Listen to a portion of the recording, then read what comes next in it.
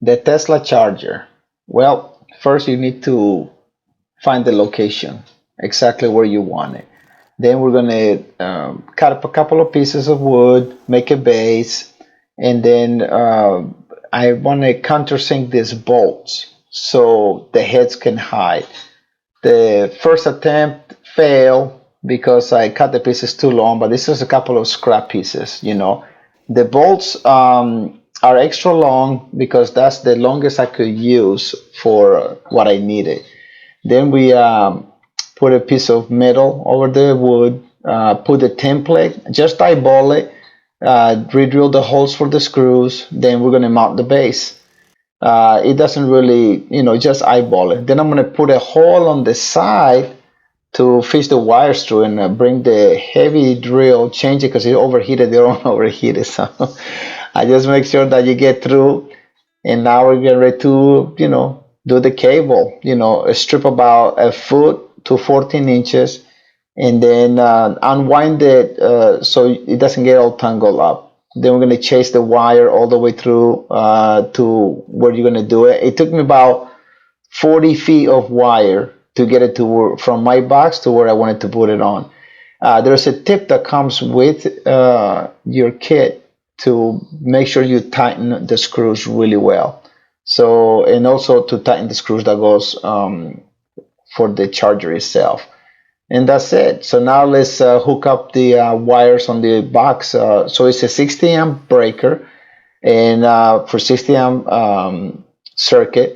And then we're just going to fish the wire all the way through. Use another piece of wire, bend it towards you so the insulation doesn't get stuck in the insulation. And then shove it through and fish the wire. That easy. Also, make sure the power is off. And if you are not comfortable doing this work with the electrician, you know, electrical work, make sure you get an electrician to do it for you. It's just better that way. And this is disclaimer, entertainment purposes. Don't be doing this if you're not really comfortable with putting your hands inside electrical box. And just make sure it's off. Then that's done. Then we're gonna go ahead and turn this on.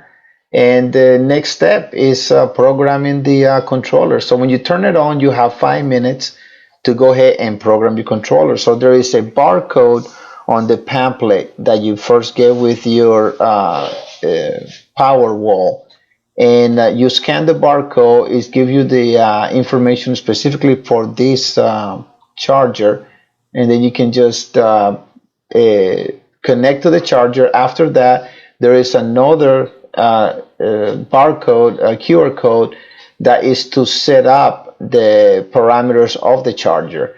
And this way you can choose your 60 amp circuit, which is going to give you 48 amps of continuous power.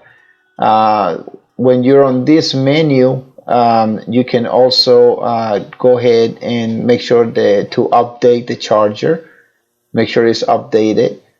So this is 60 amps right here.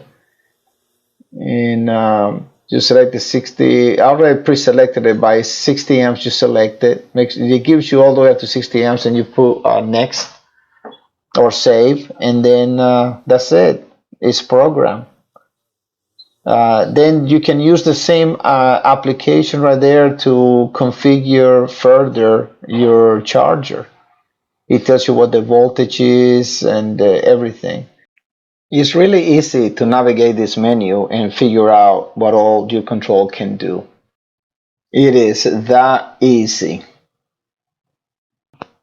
To recap, I use a 60 amp breaker. I use 6-3 wire to give me 90 amps capacity, even though I'm only going to use 48 amps. I like to overkill on that aspect of it. And it's time to smash that like button. All right, if you didn't like the video, share anyway. Send it to people that you don't like. Just make sure they see it.